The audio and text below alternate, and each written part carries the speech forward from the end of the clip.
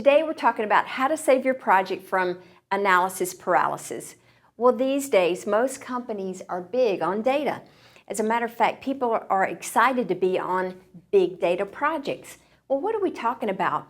Well, it's data that includes information about financial data, maybe health records, buying trends, and it comes in the form of electronic or maybe even paper records, comes also in reports, spreadsheets, or other kind of graphical information. Well, the companies collect this data in different means, and they take it and they analyze it. Maybe they use computer or electronic computations, or maybe they even have maybe people or staff of people analyzing the data, and they take it and they make important decisions about the company or projects, and they use it to take action. Well, what happens is analysis paralysis happens when they continue to collect more data and then analyze it some more, and then they collect more data and they just keep in this loop. So it's at the moment of time where overanalyzing or overthinking a situation can cause it to become paralyzed. So no decisions get made and no action is taken. So let's look at some warning signs to see if you're deep in analysis paralysis. Well, some of the clues and some of the warning signs are maybe your deadlines or due dates get extended because the action can't be taken. Team members tend to get very frustrated because they're hanging on, or maybe they have to go back and change or re-quote work. No decisions and no action gets taken.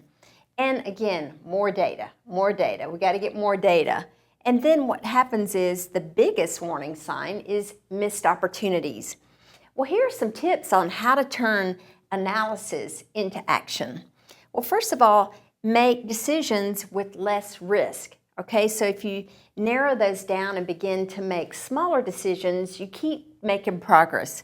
Similarly, make smaller decisions where it doesn't have to be the whole encompassing decision that totally impacts the projects, but smaller decisions keep making progress.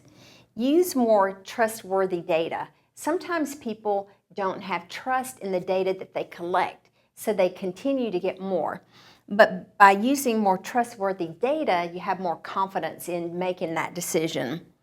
Use expert to interpret the data. Sometimes if you're getting data on new projects or new things you're not familiar with, it's hard to determine which way to go with it. But if you use an expert, they typically know how to interpret the data. And then also have a backup plan. You know, sometimes we make decisions and it ends up being a bad decision, or maybe it takes us on the path of the route we don't want to go. So we have to back up and make a new decision. But that's okay. So here's some examples of why people tend to get in analysis or paralysis or certain situations. It could be on requirements, trying to spec requirements or quotes on something new, something you've never done before, something that may be very risky or even politically charged.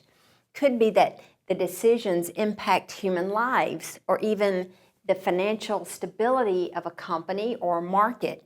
And then another example is decisions on pricing. Pricing is very important for most companies and projects, how to price something. So some of the final warnings of what can happen if you can't move past the analysis paralysis.